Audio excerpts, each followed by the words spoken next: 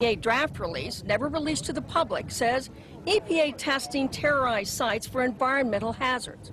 The White House changes that to EPA reassures public about environmental hazards. September 16th, the EPA draft says recent samples of dust on Water Street show higher levels of asbestos. The White House version, new samples confirm ambient air quality meets OSHA standards and is not a cause for public concern. And the White House leaves out entirely this warning, that air samples raise concerns for cleanup workers and office workers near Water Street. Why all these changes? We were told that a desire to reopen Wall Street and national security concerns were the reasons for changing the press releases. Christy Todd Whitman should be in jail for manslaughter. Christy, go to jail. Do not piss. Go. Just go to jail. Lock yourself up.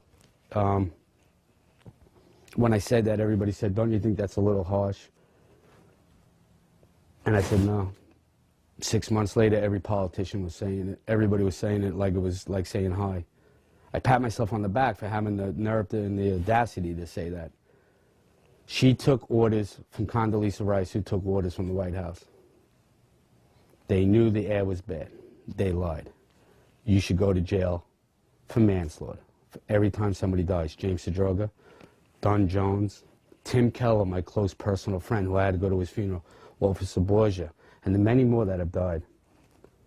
I take this personally now. I take it real personal. You got an ex-mayor running for president who claims he helped us. Standing on a pile with a bullhorn, Mr. President and Mr. Giuliani, does not constitute helping anybody. At all. The EPA's public release assured people that there was no significant level of asbestos in the air, and that instead of evacuating, they could clean their homes with a wet rag. More people will die post 9/11 from these illnesses than died on the day itself. By 2006, 70% of the 40,000 Ground Zero workers had developed respiratory problems. Hundreds of them had developed cancer, and over 80 had died. To make matters worse, a large majority of the victims from the World Trade Center were denied a decent burial and treated like garbage. A pile of approximately 500,000 tons of ash located at Fresh Kills landfill contains 1,148 victims that have yet to be identified. Mayor Bloomberg has repeatedly denied family members' requests, replying, "I've only visited my father's grave once." On top of all of this, human remains were discovered up to 400 feet away from the South Tower, on the roof of the Deutsche Bank building. 300 bone fragments were discovered between April 7th and 14th, 2006, and more are expected to be found. Is all of the above possible with a gravity-driven global collapse? Were the Twin Towers brought down as a result of the airplanes that struck them and the fires that followed, or were they brought down in a controlled demolition? All right, some new information coming in. Report from Associated Press of a large plane crashing in western Pennsylvania. This is according to officials at the Somerset County Airport. A large plane crashing in western Pennsylvania. We had that plane crash. I'm sorry, go ahead, Skip. Say it again. Repeat, please, Skip. I'm saying somebody may have made that horrible decision to go ahead and take the plane down.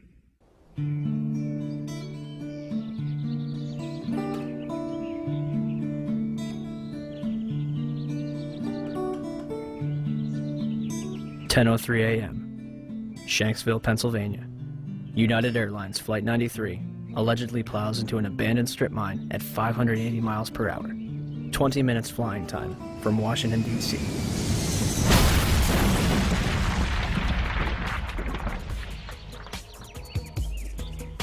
Originally, the official story is that passengers on board the plane overthrew the hijackers and sacrificed themselves to prevent further casualties. The 9/11 Commission will later conclude that hijacker Ziad Jarrah, anticipating a cockpit overthrow, crashes the plane into the ground. Debris from Flight 93 was found considerable distances from the crash site. The debris here is spread over a 3 to 4 mile radius, which has now been completely sealed off and is being treated, according to the FBI, as a crime scene. This is one of those cases where the pictures really do tell the story, that sort of the most horrifying aspect of this particular crash scene is how little debris is visible. That's really all you see is a large crater in the ground and just tiny, tiny bits of debris. There has been at least one report that the investigators out there, and there are hundreds of them, as I said tonight, have found nothing larger than a phone book. Well, Darren, in the last hour or so, the FBI and the state police here have confirmed that they have cordoned off a second area about 6 to 8 miles away from the crater here where this plane went down. This is apparently another debris site, which raises a number of questions. Why would debris from the plane, and they identified it specifically as being from this plane, why would debris be located 6 miles away? Could it have blown that far away? Seems highly unlikely. Almost all the debris found at this site is within 100 yards, 200 yards away, so it raises some questions. We don't want to over-speculate, of course. It seems to me from covering a number of plane crashes on the scene that, if nothing else, you can say this is not typical for a plane crash to be spread across an area this large. It certainly doesn't make sense because most of the debris has been found in a very compact area, within 100 yards, 200 yards, maybe a little beyond that, and then all of a sudden they're telling us 6 miles away they have another concentration of debris. They say it's very small pieces. Most of these are very small pieces. Most of the pieces here are no bigger than the size of a briefcase, they say, and the pieces 6 miles away maybe even smaller than that. Behind me, and so Did they find a plane in Shanksville? within the last hour. I want to get quickly to Chris Kanicki. He was back there just a couple of minutes ago, and Chris, I've seen the pictures. It looks like there's nothing there except for a hole in the ground. Basically, that's right. The only thing you could see from where we were was a big gouge in the earth and some broken trees. From where we could see, there wasn't much left. Any large pieces of debris at all? No, there was nothing that you could distinguish that a plane had crashed there. Smoke, fire? Nothing. It was absolutely quiet. It was actually very quiet. Nothing going on down there, no smoke, no fire. Just a couple of people walking around. They look like part of the NTSB crew walking around looking at the pieces. How big would you say that hole was? From my estimates, I would guess it was probably about 20 to 15 feet long and probably about 10 feet long or 10 feet wide. What could you see on the ground, if anything, other than dirt and ash? And you couldn't see anything. You could just see dirt, ash, and people walking around, broken trees. From the Somerset County coroner to the mayor of Shanksville, almost every eyewitness would remark how little of the plane and its passengers remained. But when I got there, I wondered to myself, where is it? There was just, the plane was just totally disintegrated. The only thing we didn't see were people. Nothing to indicate that that there was even anybody on the plane. I remember asking a state trooper that was there to be sure, is that where the plane went down? It was so hard to tell because there was nothing around. The Pennsylvania state website puts it best. It is difficult to believe that a 757 plunged into the ground with such force that the plane literally disintegrated and created a still, smoldering crater. Is there any historical precedent for a commercial airliner disintegrating upon impact? The emergency services realize their task is hopeless. John Heavey and his team confront the horror of the scene. The twisted wreckage of 191 lies scattered for hundreds of meters. Debris has smashed into the trailer park, destroying 5 homes. In 1988, Pan Am 103 exploded in mid-air over the town of Lockerbie in Scotland, killing 270 people. Terrorists checked a bag containing a bomb into the hold, but didn't board the plane. The sea below them is on fire.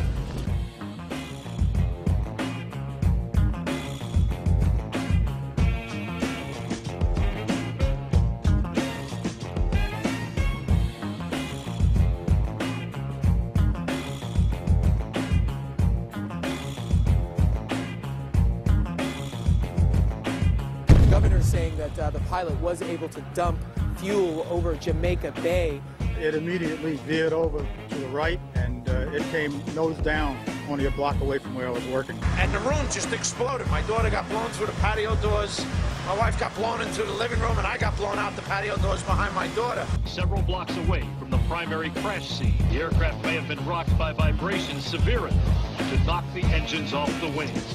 Jim, let me just tell our audience what you're looking at. These are from Jamaica Bay. This is clearly a part of the plane. Yes, that would be the horizontal stabilizer, the vertical tail fin on the back of the airplane.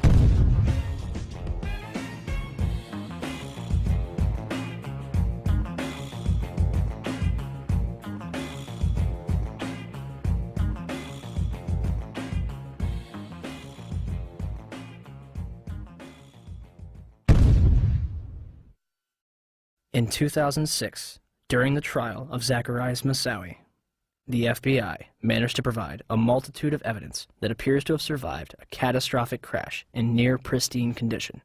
Among the exhibits were a red bandana, a Kingdom of Saudi Arabia driver's license, John Talignani's driver's license, and flight attendant Cece Lyle's personal effects, including her driver's license and Marriott hotel card.